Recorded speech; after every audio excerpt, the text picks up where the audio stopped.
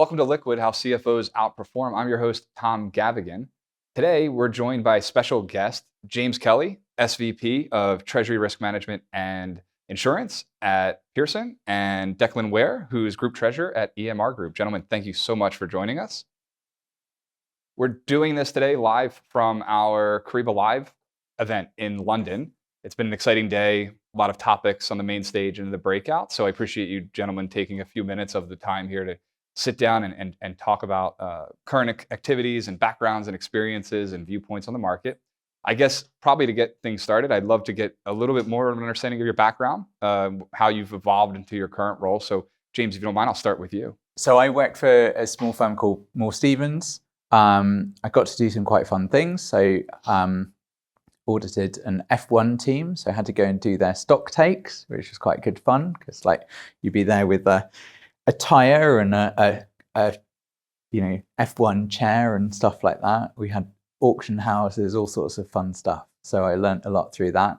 Then I moved to a company called Kingfisher, who own the B&Q DIY chain, amongst other things.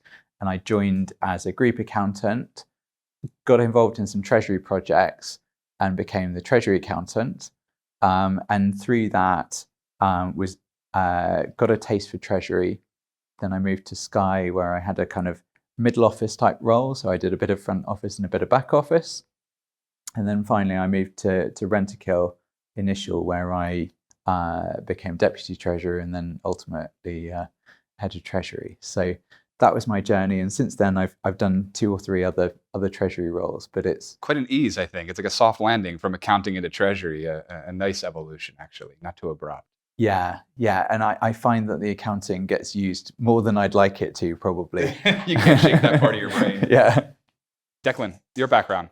I suppose as a 5-year-old, I was destined to be in finance. My parents continuously remind me I used to walk around with one of those plastic tubs that hold mint balls, collecting coppers and whatever shrapnel I could find behind the sofa to pay for my latest toy, right? Yeah. So fast forward a few years, I studied finance and economics at university. I then got the opportunity to join graduate recruitment scheme at British Nuclear Fuels, which at the time was the main government body which looked after the UK's nuclear power legacy contracts. It was in the group finance function, so a bit of a rotation, spent a bit of time in management accounts, and tax, financial reporting, some of the regional accounts, studied, qualified as an accountant. And the last turn, if you will, was in Treasury. The nuclear sector at the time was going through a big change. It had a significant cash management and liability portfolio, which I managed, ran with, and opened my eyes to the world of Treasury. Studied, cut my teeth in that respect, spent some time EY, more in a consultancy role for public and private organizations, financial modeling and debt raising. And then I took the opportunity in my current role, EMR, and I joined the week the layman's issue hit. So the onset of the financial crisis, right? So a very interesting time to be part of a business which is heavily linked to commodity prices. So I joined there as a treasury analyst, reporting to the financial controller.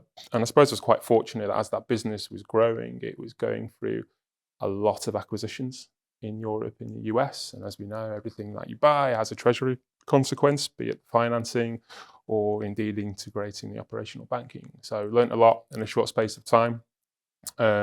My career grew, the FC left, and rather than me reporting into the new one, it's like, well, you need to step up as well, direct reporting to the CFO, and grew with the business. Some of my highlights recently, I was seconded over to our US business, so I spent just shy of 3 years working in the East Coast. Whereabouts? So our main headquarters were Philadelphia. Where I'm from. Oh yeah? Yeah. Wow, okay, small world. Yeah. We had a lot of operations in Camden, New Jersey, which is not like Camden, London. No, it's not. We talk about that too. But it was great. It was a real good opportunity to help develop the local presence of the business in a market which was unfamiliar to me. Set up a treasury function and a financing for that business. And kind of here I am, just about to reach 16 years. It's great. With that company. Really, really awesome. One of the questions I always sometimes like to ask is, what would 5-year-old think of you? I think we got your take because you nailed it. What about you, James? What would 5-year-old James think about what you do today? So I think I wouldn't be surprised that it involves numbers. That was the thing that I really loved. And I remember being at my grandparents', and one of my grandparents' friends came along and was driving a Mercedes SL. I remember thinking, that's impressive. I like that. And I said, what's his job? And I said, he works in finance. He does like accounting and financing for the company. So I was like, that sounds like a good thing to do. So I think, the younger me would be looking at it going, okay, well, you're doing the right job. Where's the swanky car though? So you need to do some work on that. I think all three of us are the same. I'm kind of the same way. I knew I wanted to work in finance very young age, and I stuck with it through university and such. Didn't divert or anything like that. I don't know. I would say one of the things about our world, though, and especially when you're studying it in undergraduate studies, right?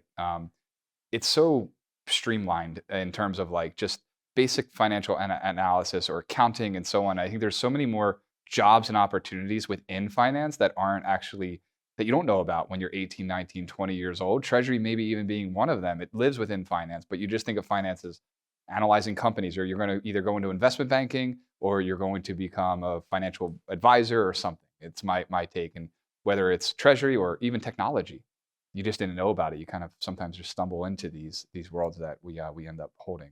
As an education-based company, what's your take on that?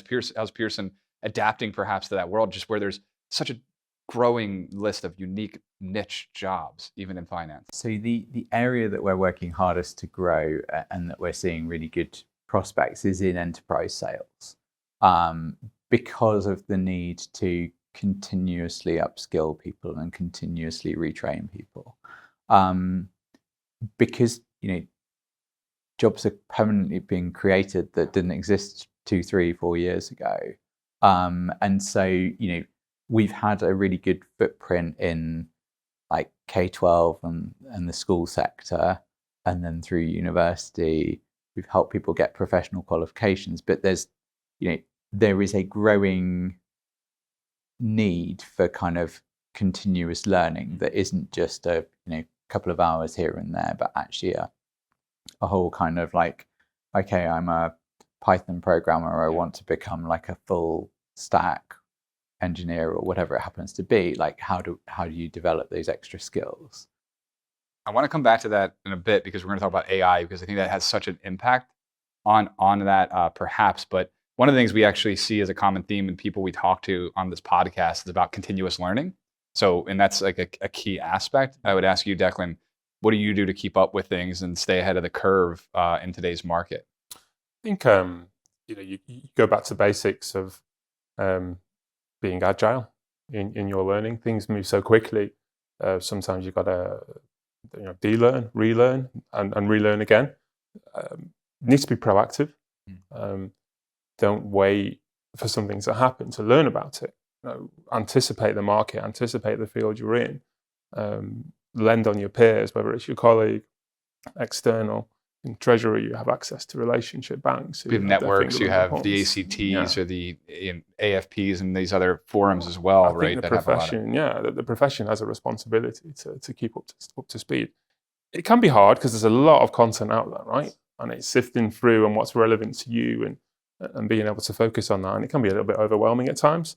But I suppose you trust your instincts. You learn from things that have happened in the past to scope the future and what potentially could be around the corner, and you just need to prepare for those eventualities. Yeah, I think obviously learning is key, and kind of being curious was what somebody had said earlier. Actually, is you have to continuously be curious as people managers yourselves, having people within your organization. How do you convey that down, perhaps to perhaps you have people that are going to think that way, but maybe others that don't and want to get stuck in their ways? I think it's about respecting both viewpoints. To an extent, you end up moving a little bit at the pace of the slowest person, And so it means that quite a lot of focus has to be on how do we innovate in a way that is supportive for everybody. At the same time, you need to make sure that there's give and take there.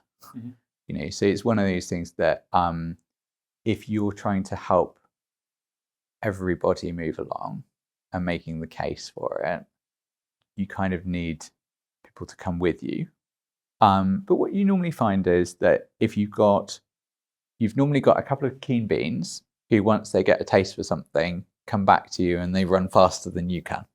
They're like, that was a really great idea. By the way, I went off last night and I tried these 3 things and here's what we've got.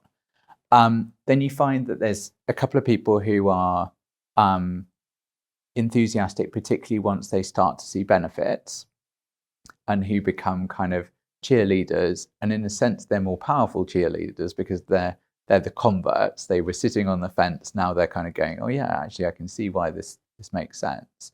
And hopefully you get enough of a critical mass that the group think principle kicks in, where the kind of 1 or 2 people who are holding out start to go, oh, do you know what? Actually, I'm a bit on the outside here. And so that allows you to kind of make a bit of progress moving forward. But again, it's important to really listen to people, because often the people who are resistant to change have got really good reasons for doing so. And so it's about making sure that their concerns are heard, and that if you are going to make changes, that you really integrate the learnings from the things that they're worried about. Empathy is key in all things. I also agree with what you said. It's inside out, right? It is cultural that you have to evolve. If I look internally at Kyriba, the company's made investments to learning platforms so we can go and learn autonomously on any topic that we might want to evolve into. What about you, Declan? Is there a cultural aspect in terms of that in your organization, or from your CFO to the broader organization, to continuously evolve, learn, grow? Is there is that exist within EMR today? Absolutely, and to pick up on your point there on culture, I think that is key. The business I'm involved in, as the name suggests, is involved in metal recycling. Now, outside looking in, maybe 10 years ago, that was seen as a very basic industry, a bit dirty, a bit underhand. Whereas if you look at the technological advances within that industry, there's a lot of science, there's a lot of technology, and there's a real culture within the organization of continuous improvement. And our CEO has always used the analogy of the 1% every day, right? That compounds and snowballs. And I think it's like 1% every day equates to being 37, 38 times better in a year's time, Yes, right? yeah. And having that culture within the organization helps, because it sets the framework. When I look at my team specifically, I try and encourage that. So I'll encourage the opportunities to go and self-learn. I won't tell them to do it. I won't say, you've got to come back and tell me everything you know about AI by the end of the week. I'll encourage and certainly promote their opportunities. And I feel my team will be well-rounded if there's people in my team who know significantly more about a topic than I do, because that means we've got the knowledge and then we can share that internally. Yeah, that's you guys are saying very much some of the same things there. I guess I want to probably shift now to a little bit more of the finance speak, since we all shared our affinity from that from an early age. Metrics are key, and it's interesting sometimes having these conversations, because your guiding light, your key metric, right? The top of list one that you target is different sometimes by each organization, depending upon your own financial status and the industry you're in and the economy you're facing. So I guess I'll ask you, not what your favorite metric is, James, but like, what is the one that gets your most attention, or your CFO, the most of your CFO's attention, that they're looking at day in and day out? Free cash conversion. Yeah. I mean, there's a hygiene gateway, which is make sure that there's enough liquidity for the next 5 years or whatever that you need for going concern. And just, as soon as you're past that, it's about free cash conversion, because it gives credibility to the profit number. It ensures that you've got the liquidity going forward, and it provides that kind of that lifeblood to propel future investment. And if that's looking good, you end up with happy investors who. It's still, from an investor perspective, it's still such a value. I mean, it's still like the thing that you're looking at the most as a shareholder. What about for EMR? What about for you guys? Linked to cash, more immediate in terms of access to committed headroom on facilities. The majority of our funding is driven by working capital. We're sourcing scrap material and paying for it today, tomorrow, but our processing and outturning receivables could be 2-3 months down the line. So a commodity business, which is so sensitive to the movement in base prices, has a huge impact. So, almost on a daily basis, it'll be communicated, okay, what's our committed headroom? And what if we see a $10, $20, $30 increase in the price of commodity, what that means for us? And that gets an awful lot of attention, both in terms of now, but also forward looking, okay, what have we got to refinance in the next 12, 24 months? So tell me a little bit more about how you ultimately do the planning and then optimization therein longer term. What's that process look like for EMR? So starting with the fundamentals of the daily positioning, you want that real-time visibility on where your cash is. What's your short-term tactical forecast? Because they are driving commercial decisions. You never want to be in a situation where the finance team is saying, hey, we're going to run out of money, you need to sell, but you're arming management and commercial with information which is real time, because the information is coming in overnight on your bank balances. But also it's got an element of scenario mapping into it, so you can sensitize any changes for the various scenarios. I think one thing we're working on and I want to get better is that longer term focus. So we're in Q4 of 2024, so we're year planning into 25. So we need to understand what the business is going to fund, where its objectives are. And Treasury needs to be strategically aligned with the strategy of the business. And to that, the CFO would come to me and go, okay, there's an opportunity. How are we going to finance it? Have we got the headroom? What's the forecast looking like? What about Pearson?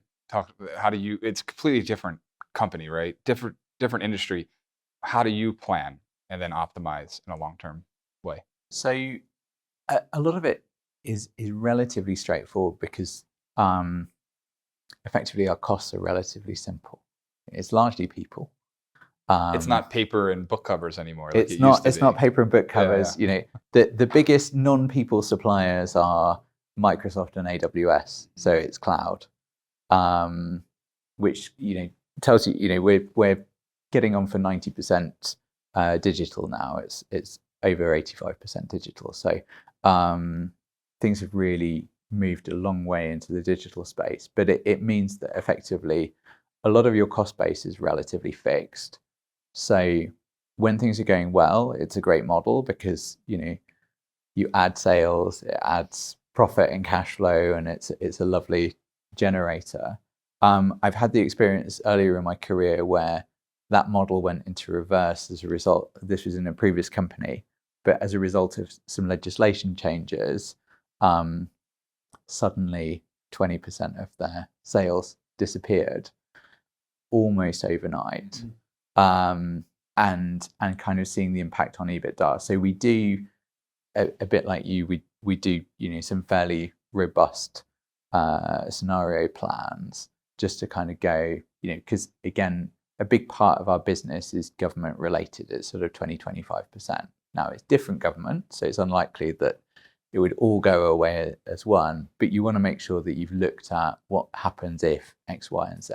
Because the government procures the Pearson for the education systems in the local municipalities? Either directly or indirectly. Okay. So, for example, if we're doing SAT tests in the US, although it's state by state, ultimately there is a kind of a government mandate for what does good look like on that test, if that makes sense. So if the federal government turned around and said no states have to do tests anymore, the states could still decide that they were going to do it, but you'd probably find that quite a few switched off. So you've got a bit of dependency there. Generally speaking, we've got kind of individual contracts, but there's normally a decision maker who could kind of pull the rug from under you a little bit. Any signs that that's going to happen? Because No. 18-year-old me would be very happy about lack of testing. Yeah.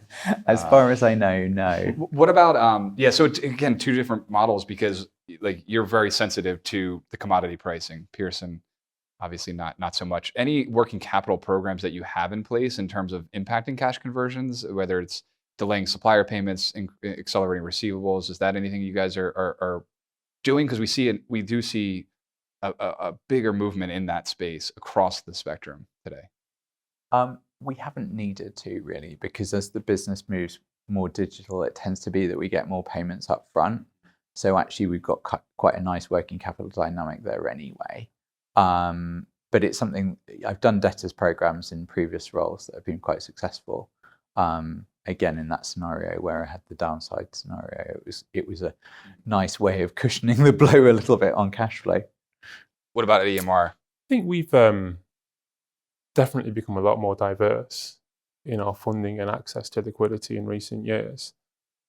Shortly after I started, it was, and we were going through acquisition, it was one central facility, and we drew on that as we needed.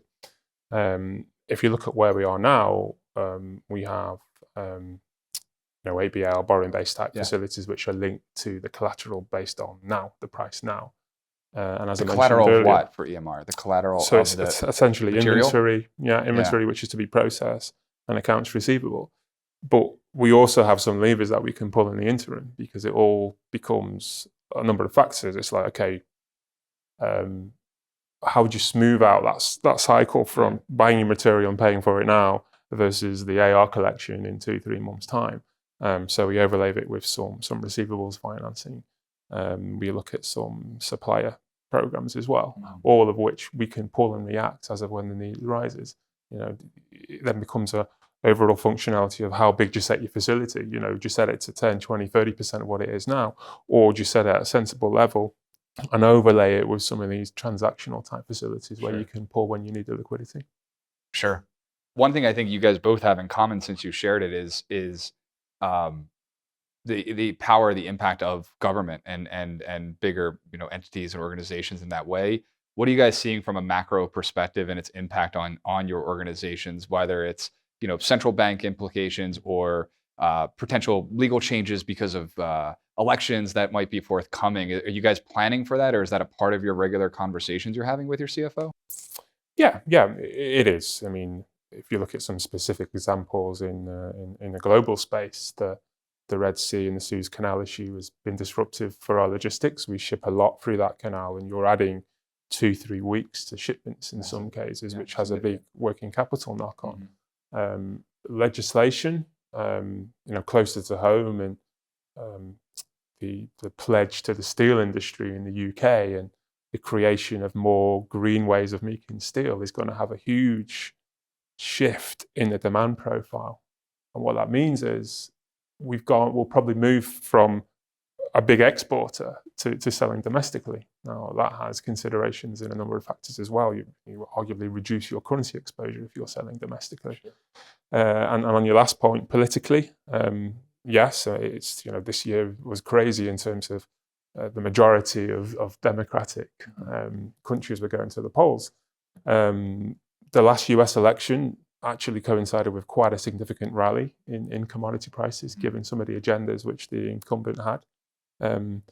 But it's one of them. We really never know how it's going to be. It's more, how do you plan for those eventualities and make sure you can react to them in a timely manner? What about at Pearson? So I think we are reasonably well diversified, but we also have lots of things that we have to look out for. And that's in terms of whether rules change, different incentives, so the level of education funding, that kind of thing. And then also there's a kind of tight editorial line that we have to tread.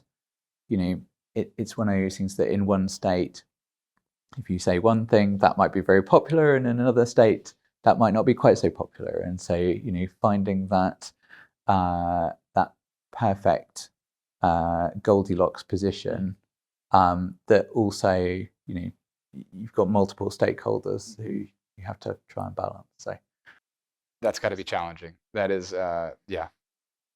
I think it leads into, the next layer of the conversation, which I wanted to delay a bit from our prior conversation or prior questions we were talking about, is AI.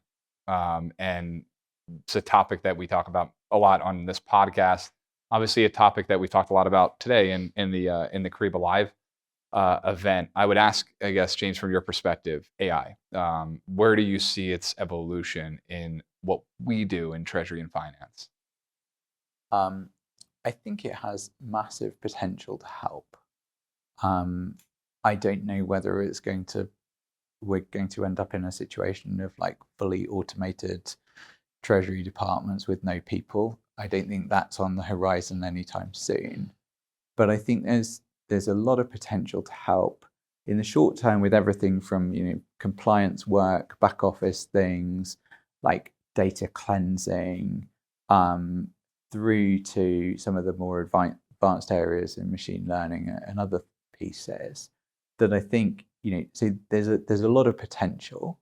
I think we're just scratching the surface. I think what's also really interesting is just seeing the pace of evolution, both of the foundational large language model tools, so the GPT-4os and etc. But then also the app environment that's building around that. And I think what's really exciting is that we're seeing that the kind of enterprise security concerns that were effectively huge barriers to adoption 2 years ago, I think people know how to solve for those generally.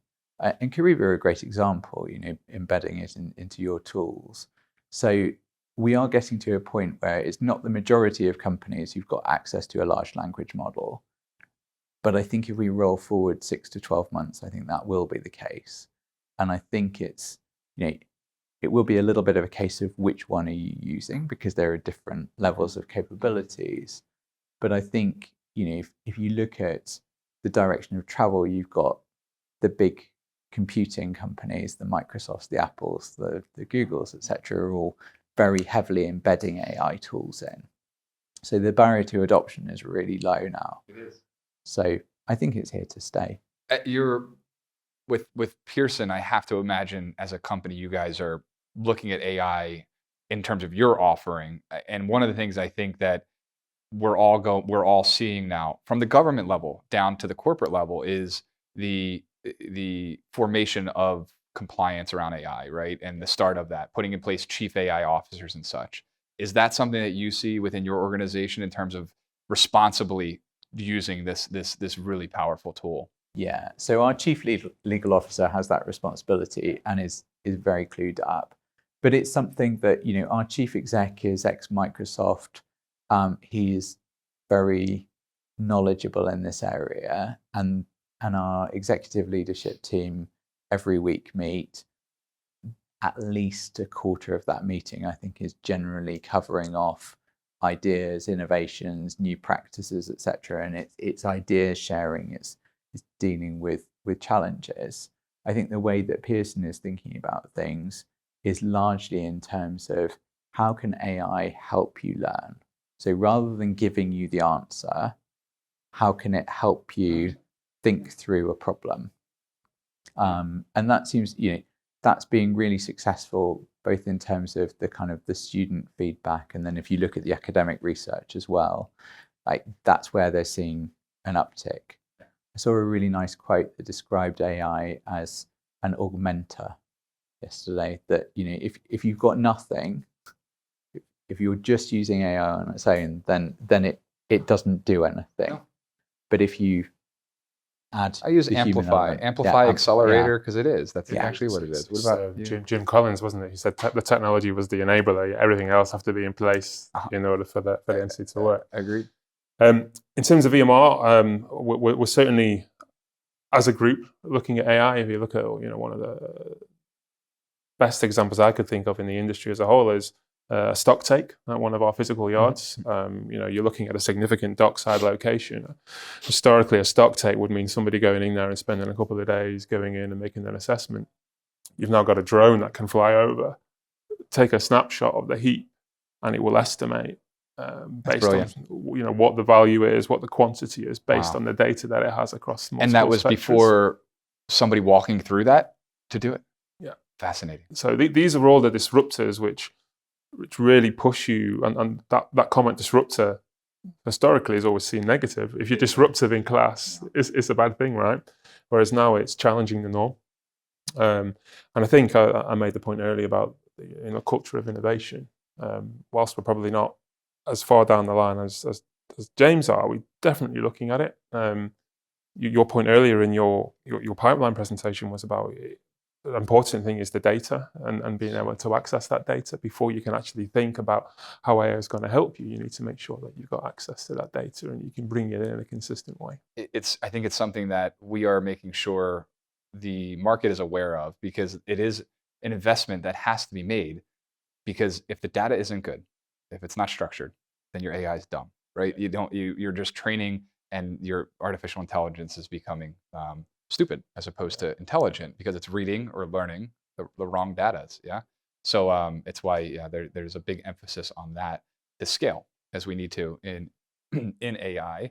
I'd be interested, as people, going back to the people leader conversation. I was sharing with somebody at lunch earlier how if I was in university, I'd rather be somebody coming in today as opposed to somebody who's leaving today, because think about the person who's graduating university. They started their journey without this technology, right? So they're completely different than the person who's coming into school. And then these are the people who are going to be working in our organizations in only a few years time, coming into finance and treasury, that are going to be equipped with with this technology and part of their almost upbringing. From your perspective, James and Pearson, is that how you guys are seeing the world you support and education system? No, I think it's a really important point, and I think it's interesting, because one of the things that we're seeing is that adoption amongst young people isn't necessarily at the level that you like. It's a good level, but it's not like, do you have an iPhone? It's kind of, we might use ChatGPT from time to time, and I think part of that is coming from the kind of institutional, like, we don't really want you using these tools, et cetera, et cetera. I'm not sure that that's and this is a personal opinion, but I'm not sure that that's a sustainable position. Like 3 or 4 years time, I think it will be part of the toolkit. It's funny that you say that, though, because a few months ago, we were at one of our smaller user group meetings, and it was about like 40 people or so in there. And I had asked how many are using AI on a regular basis, just in general. And like 4 people raised their hand. And I think part of it, especially in what we do in finance and treasury, because we are governed so much by policy and audit and so on, we're not sure if we're allowed to, like sometimes, right? And we're not sure if we should do it. And I think that we're trained to do that. And I think that's the barrier we'll slowly start crossing. But I think it is part of that growth journey. It's one of the reasons. So I've set up a small business to train people in using AI and look at cash flow in treasury. And the first thing that we do is to try and break the shackles a bit. So we do a creative exercise, and it's one of those things to kind of go, okay, right, we're not going to deal with treasury data. We're just going to do, let's build a logo, let's build a theme song, let's do a little video, let's just get creative and start learning about like safe spaces that you can use AI. And then as you get more familiar with it, it then becomes easier to bring in and here are the use cases where you're able to do it with sensitive data, for example. Yeah.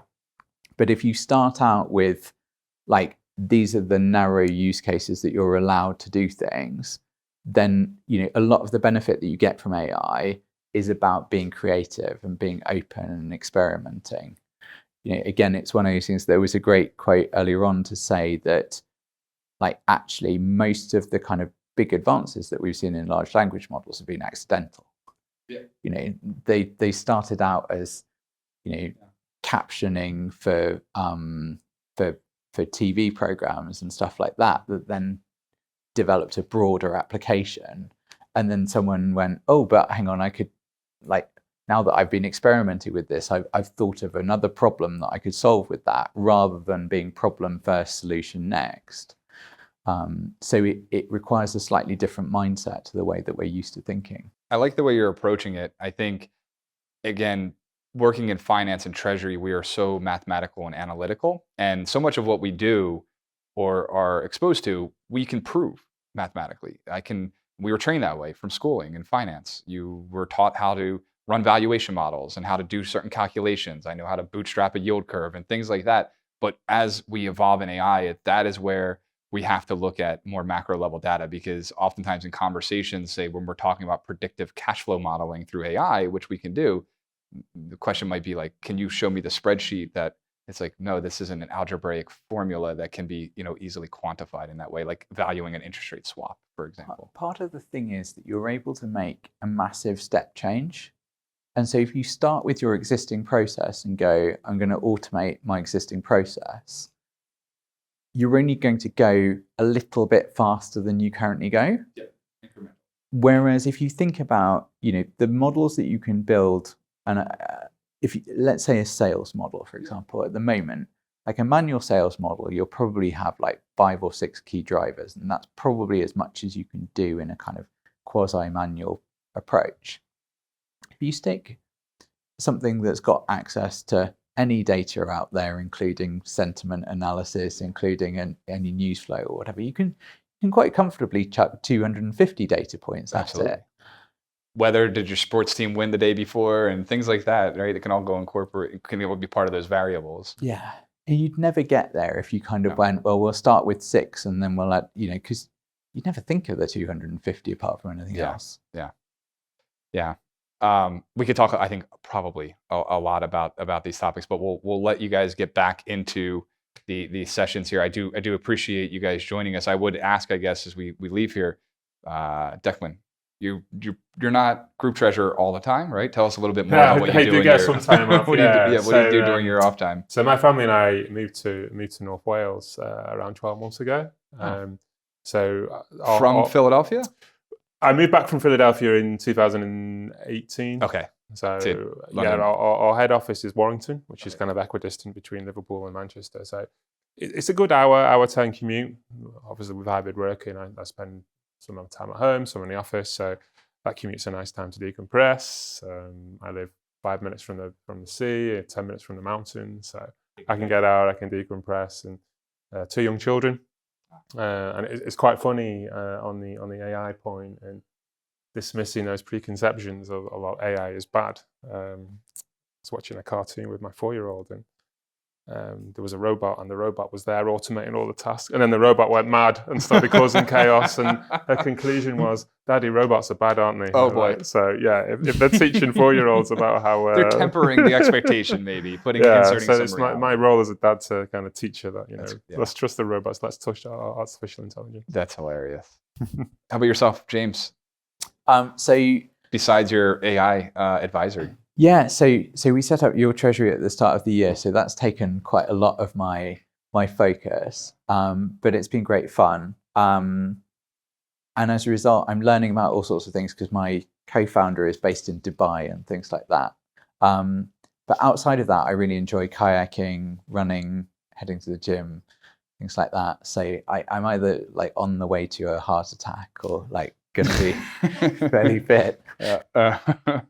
No, that's good, and appreciate you guys genuinely taking the time. I think it's been such a great conversation. Any parting words? How they can keep up with you, James, the audience that's listening, LinkedIn or other avenues? Yeah, so James Kelly Treasury on LinkedIn or yourtreasury.ai. Either of those you can follow. So yeah. LinkedIn, Declan? Yes, Declan Ware on LinkedIn. Right. I'm getting better at using that. It is a great way to share ideas, and I'll definitely be speaking with James after this, I think. That's great, and that's why we're at these events. Well, thank you to all those that were listening and for tuning in, folks. To never miss an episode, please link or subscribe wherever you do listen. I'm Tom Gavigan, and this is Liquid, How CFOs Outperform.